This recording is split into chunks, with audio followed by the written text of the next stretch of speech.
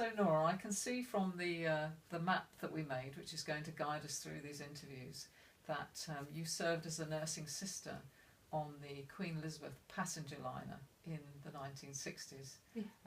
I've got my digital recorders on here, so tell me about the first day that you went down to the dockside. Well, that was quite something. I had all my belongings in 2 suitcases. So I was walking down Ocean Terminal to join the ship. It was a ordinary sort of day, but in front of me was this huge ship, the Queen Elizabeth, and I must say that at that moment, having stepped from my training days and a bit of experience, this was going to be stepping into the unknown. So how did you feel? Because how old were you at this point? 1966, so I'd have been 25.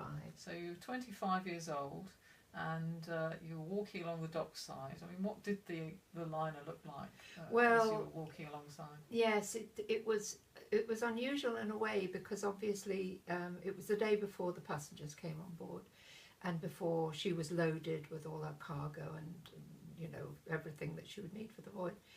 And it was a high tide, so she was riding quite high out of the water. So instead of looking like a medium block of flats, she looked like a very big block of flats. So she really was rising above you like a block of flats there. Huge, absolutely huge. And how did you actually get on board then?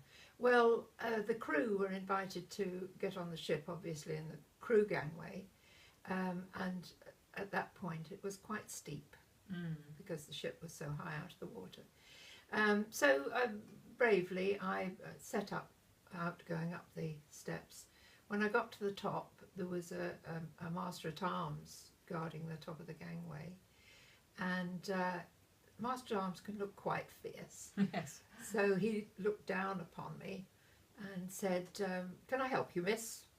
And I looked back and said, "I'm the new nursing sister joining." And with that, his face softened.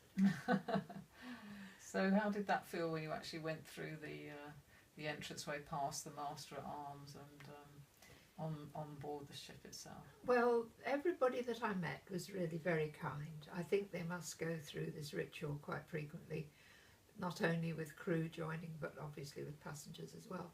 And so he found me somebody that would take me down to the Chief Medical Officer's cabin, Dr. Fosbury. And after that, I was taken up by one of the nursing sisters, and she looked after me and showed me around the ship. Not that it helped me in the slightest, because it's like a rabbit warren. Amazing. Took me a long time to get used to it all. Well, what I'm hoping, Nora, is that in our next meeting we'll talk more about this, because I know that there's lots of very interesting things that happened on board, and to describe the parts of the ship that people wouldn't normally see. That's right. So thank you very much, Nora. My pleasure.